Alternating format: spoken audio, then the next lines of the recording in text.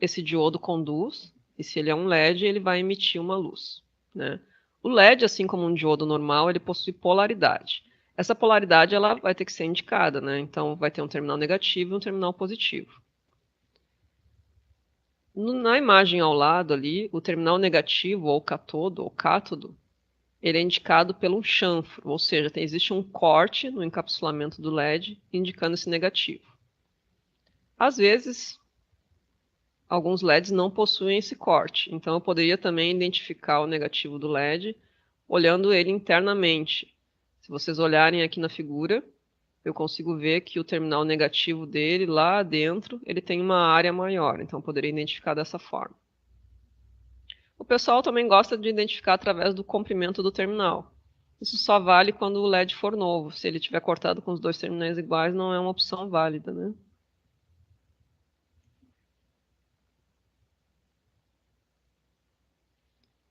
O LED é um diodo, então a simbologia dele é uma simbologia igual à do diodo. Entretanto, ele vai ter umas setinhas indicando uma emissão, indicando que sai uma luminosidade dele, né? Da mesma forma que o diodo comum, o traço ali embaixo do triângulo que forma o diodo, o símbolo do diodo, indica o terminal negativo. Comercialmente existem muitos LEDs, né? Então, os LEDs mais comuns são os LEDs difusos, de diâmetro de 5 milímetros ou de 3 milímetros. E as cores mais comuns são amarelo, vermelho e verde. Mas existem outros LEDs, né? Existe o LED azul, LED emitindo em branco, rosa, LED bicolor. Existem os LEDs de alto brilho, LED que pisca, os LEDs infravermelho, que a gente usa como emissor, por exemplo, nos controles remotos. Cada componente sempre vai ter as suas especificações técnicas, que a gente encontra nos datasheets, né? Então, os LEDs ali à direita, o da figura 1, por exemplo, ele é um LED da cor amarela, de 5 milímetros, do tipo difuso. A corrente típica de funcionamento dele é de 20 mA e a tensão típica, ou seja, o valor de condução dele é de 2,1 volts. A figura 2 tem um LED vermelho, a corrente é a mesma, só que a tensão é um pouquinho menor, 2 volts. O LED verde, a corrente é a mesma e a tensão típica é de 2,2. Existem alguns fabricantes que colocam tipo corrente máxima e corrente mínima.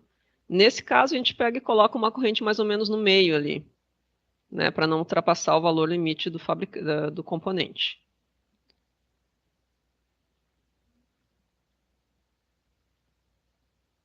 Sempre que eu tiver, nem sempre, mas na maioria das vezes eu tenho um LED ligado a um valor de tensão e eu preciso limitar a corrente que vai circular nesse LED. Essa limitação de corrente ela é feita utilizando-se um resistor em série com o LED.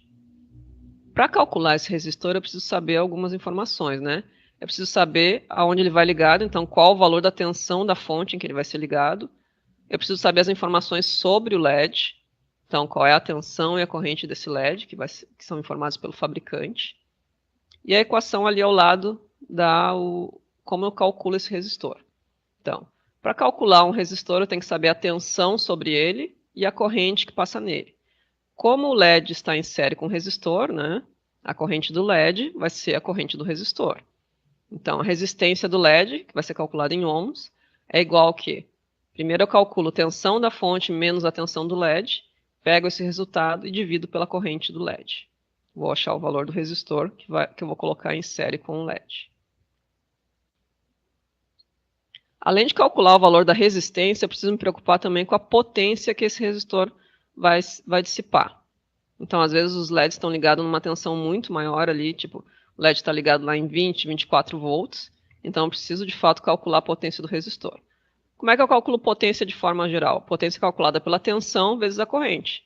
Então, eu vou pegar, para calcular a potência naquele resistor que vai em série com o LED, eu vou pegar a tensão sobre esse resistor vezes a corrente que passa nesse resistor. Então, eu calculo a potência em watts. Vamos fazer um exemplo aqui. Então, eu tenho aqui um esquema eletrônico de uma fonte de alimentação linear. E a ideia é calcular ali o resistor R1 e o resistor R2. Então, o resistor R1 vai limitar a corrente para o LED 1 e o resistor R2 vai limitar a corrente para o LED 2. Note que o resistor R1 está ligado antes do regulador de tensão ele está ligado numa parte que seria uma fonte não estabilizada. Ali é indicado um valor de 15 volts, DC, corrente contínua, né? E o R2 está ligado depois do regulador. Neste exemplo aqui, o regulador ali é um 7809. Então, 78, tensão positiva, 09, 9 volts. Então, eu tenho dois valores de tensão diferentes. R1 é alimentado por 15 volts e R2 é alimentado por 9 volts. Então, o primeiro LED é um LED amarelo. Então, as informações sobre o LED são: tensão do LED amarelo é 2,1 volts e a corrente é 20 mA. O LED amarelo é o LED 1, então ele está ligado em 15 volts, logo a tensão da fonte dele vai ser de 15 volts. Então, calculando ali à direita, R1 é igual à tensão da fonte menos a tensão do LED 1 dividido pela corrente do LED 1. Então, 15 volts menos 2,1, o resultado disso dividido por 20 mA. 20 mA, como é que eu coloco isso na calculadora? 20 exponencial menos 3. Ou então, ali no ladinho, né, 20 mA é igual a 0,02 amperes.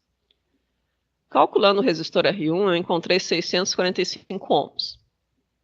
Se eu for lá na loja, não vou encontrar esse valor para vender, né? Então, eu tenho que pegar um valor próximo, um valor comercial. Comercialmente, eu teria o resistor de 570 e o resistor de 680. Nesse caso, eu optei pelo resistor de 680, porque o de 570 ficaria muito abaixo e faria com que a corrente passasse dos 20 mA. Então, valor da resistência escolhida, 680 ohms. Preciso também calcular a potência do resistor. Sempre que eu vou comprar um resistor, eu compro o valor e a potência que ele suporta. Então, qual é a tensão que vai sobre o resistor 1? É a tensão da fonte menos a do LED, é o que sobra para o resistor. Quem é a corrente do resistor 1? É a mesma corrente do LED, que são os 20 mA. Calculando ali, então, 15 menos 2,1 vezes 20 mA, deu 258 miliwatts. 258 miliwatts, eu devo, na verdade, 1/4 de watt, daria 250 miliwatts, é melhor que eu opte por uma potência acima, né, dando um limite para o componente. Então, quando eu for comprar o resistor, eu vou comprar um resistor de 680 ohms e meio watt. O procedimento para calcular o resistor 2, que é o do LED 2, é igual ao resistor anterior. Então, o que eu tenho que cuidar? Que, na verdade, aqui o resistor, o LED 2, está ligado na saída, está ligado nos 9 volts, então a tensão da fonte vai ser 9 volts, e que ele é um LED vermelho. Então, a tensão do LED é de 2 volts. A corrente é de 20 mA. Estamos usando aqueles exemplos que eu dei lá no início. Então, para calcular o R2, então, 9 volts menos 2 volts, o resultado disso dividido por 20 mA dá um resistor de 350 ohms. Comercialmente, o resistor mais próximo é o de 330 ohms. De novo, vou calcular a potência agora desse resistor. O procedimento é o mesmo, e a potência calculada deu 140 miliwatts. Então, o resistor que eu devo comprar lá é um resistor de 330 ohms e 1/4 de watt. Ela pode durar uma hora. Então, nesse caso aí, uma explicação aí, que nós utilizamos aí para o cálculo de LED, né?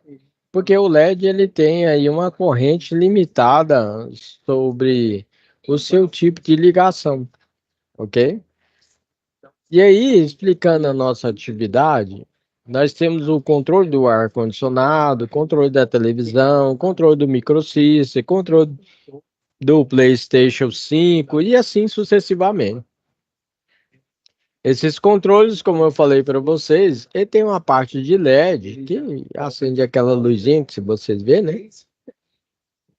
Tem alguns que tem outros que não tem. No nosso caso, a gente tem que projetar um circuito onde, caso o cliente coloque as pilhas invertidas, não queime o seu controle ou danifique o equipamento.